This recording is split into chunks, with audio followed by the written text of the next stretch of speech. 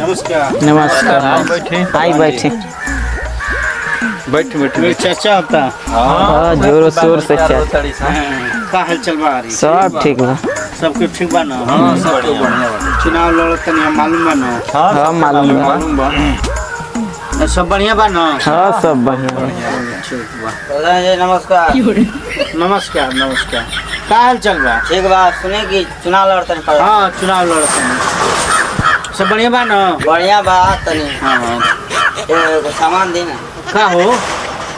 प्रधान जी तनी 200 रुपया दे देना। 10 रुपया? बड़ा जरूरी बा। जरूरी बा? दवाई लेगा।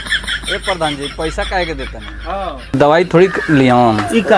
ये तो हम दारू पिया का है जौन जौन सही बताओ हम सही बोलता नहीं क्या हम बड़ा बोला मत। कब सर जैसे अब जितला है ना तो पैसा मांगे प्रधान जी जितना है ना चुनाव लड़क बा। हाँ लड़क बा। जीते बा। हाँ जीते के बा। आप लोग सहयोग चाहिए। हर साल लेंगे। बा। हाँ बोली देव कि ना दे? हम तो देते बानी। दी तो मैंने तू जिता देबो अकेले। बोल विषय में। प्रधान जी इतना हरामी हो हाँ। पियला के चक्कर में अपना बीबी के गहना बेच देला। गहना बेच दिल बा। हाँ जितना बोल देखी देख ले बुलवा दी तारा के। तारा घर से लेके बेच लो।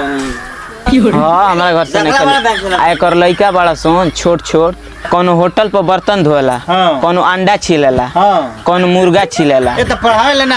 आ सरकारी में पढ़ेला सोन सरकारी में। केहू एक बेरा खाए के मिलेला तो खा लेला। अब तो सरकारी स्कूल बंद होता हाँ अब एक बेरा ना मिली ऐ सारे तारा के जा से खाएगा हम लइका। देखला बड़ा तू।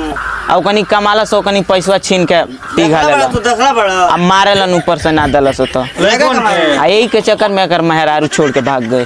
तारा कर के चल गेल बिया हमारा। अब ई जान गइल कि तू चुनाव लड़त रहनु हाँ। तो रोज आई पैसा मांगी। तारा से मांगे तारा बाप से मांगता है। ई पियला के चक्कर में कबो नाली में गिर जाला हाँ। कबो गू पर गिर जाला हाँ आ पियला के चक्कर में कबो नंगा हो जाला तू गिरेला कि हम आ वही के चक्कर में गिरला के बाद एगो पैर टूट गेल बा। आप ही के जीता है प्रधान जी। जिताओ बना। आप ही के रोज प्रचार हाला करेगा। रोज प्रचार करे वाला को। हम बढ़िया बानी। हमारे बारे में अच्छा अच्छा बात बताओ बोलो। एकदम बता। मिली तक रोज मिली। ठीक बा? हां ठीक बता। हाँ त ई पियकड़ा जिता दहलस। जिता दिलो। हाँ बिहाने के दारू दे देता पी के चल बोलो चक्कर पर पियकड़ा जीताइए तो प्रधान जी आज जाइलो। हाँ जिता देब तू तब का अकेले। चाचे को शीशी को काम बांट दे। ए मत सीसी के नाम मत धरो। जेल भेजो बका। ना जेल ना जाइए। हाँ एबार प्रधान में चलता है। वो चलता है। तब का देर अच्छा ठीक बा। जोन कहबो तन होई तन ध्यान दिया। ठीक बा। ठीक बा चली हो। हाँ चला पियक्कड़ के बुद्धि पियक्कड़े जाने लसन। अच्छा ठीक बा। बोला था। ठीक बा चलते हैं। नमस्कार।